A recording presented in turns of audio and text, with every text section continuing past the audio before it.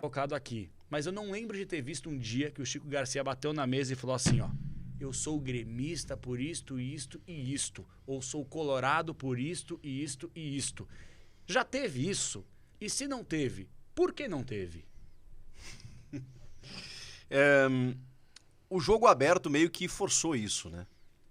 Quando o Grêmio ganhou a Libertadores, até pra zoar a Renata, eu entrei no programa sobre uma liteira. O que é uma liteira? Eu não tenho a menor ideia. Uma liteira é aquele negócio em que a Cleópatra...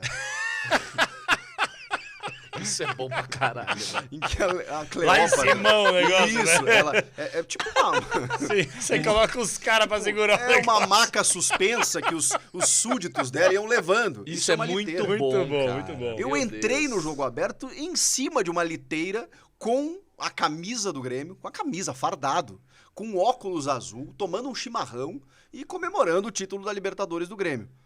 Cara, se eu fosse colorado, vocês acham que eu faria isso? Ou vocês acham que se o Inter vencesse a Libertadores, vocês acham que eu, gremista, faria isso? Ia topar participar dessa maneira, né? Entendeu? Então, assim, ali ficou um pouco, digamos, evidente, ficou claro. E na verdade, o jogo aberto, se você perceber, o jogo aberto, ele identifica todo mundo. Só o cara muito desligado para não perceber que cada um ali tem um time. E eu acho que isso, assim, cara, não tem mais por que esconder, vamos combinar? Mas também eu respeito quem não assume, porque eu acho que é muito pessoal.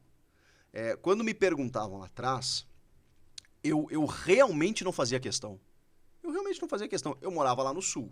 Então eu gostava, e tinha amigos dos dois lados, eu gostava de frequentar os dois espaços, gostava de emitir opiniões e não queria ser julgado por isso. Eu não tinha por que ser torcedor. Um amigo meu, no caso o Meneghetti, quando ele resolveu fazer uma coluna no jornal Metro, anunciando que ele era colorado depois de 30 anos de crônica esportiva, ele explicou, e aí eu peguei muito essa coluna dele e fiquei pensando, pô, é verdade isso.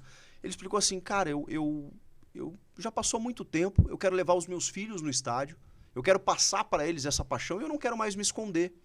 Então, aí ele fala, eu soltei esse grito preso na garganta depois de 30 anos. Aí eu falei assim, cara, se isso estava sufocando ele, pelo amor de Deus, né?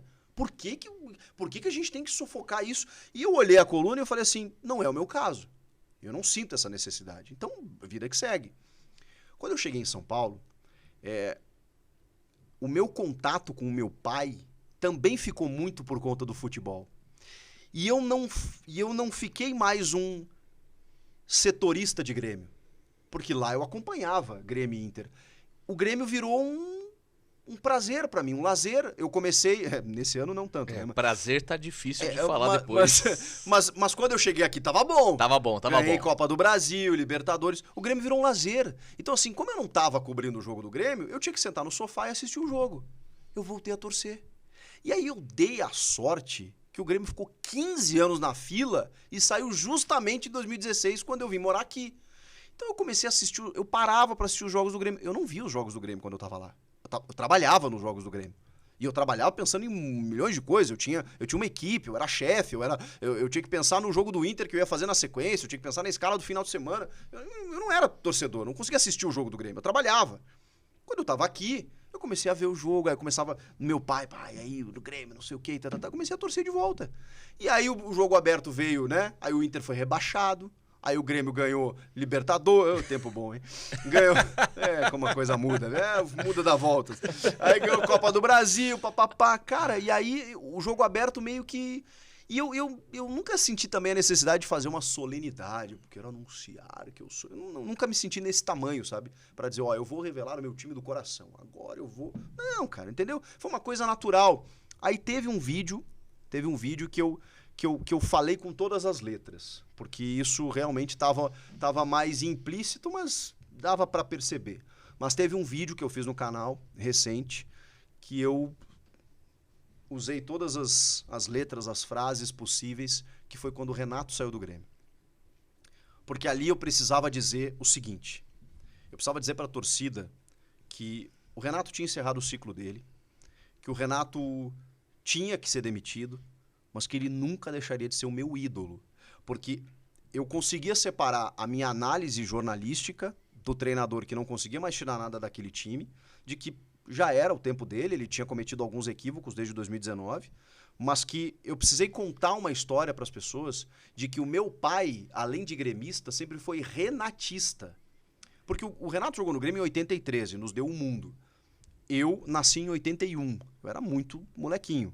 Quando eu comecei a gostar de futebol, o Renato estava no Flamengo, no Fluminense, no Cruzeiro, no Atlético, e o meu pai assistiu o Renato onde ele ia.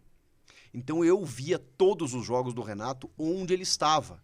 Então eu me tornei renatista, até por tudo que ele é pro Grêmio.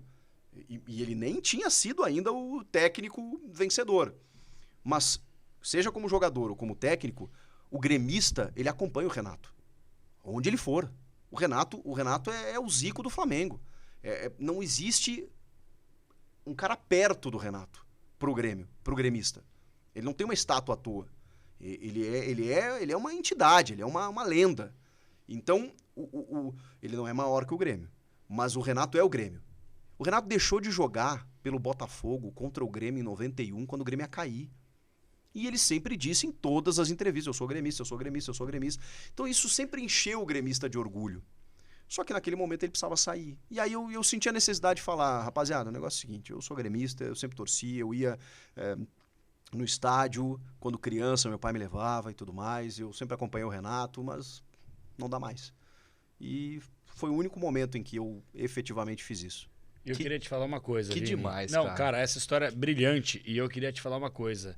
E você fica à vontade para discordar dessa opinião. Eu acho que se a última rodada do Campeonato Brasileiro fosse Grêmio e Flamengo, com o Grêmio precisando vencer o Flamengo para não cair, só dependesse dele, precisa ganhar do Flamengo e não cai, o Renato dá um jeito de colocar o fraldinha pro Grêmio ganhar o jogo no Maracanã, em Marte, em Porto Alegre, não importa pro Grêmio não cair.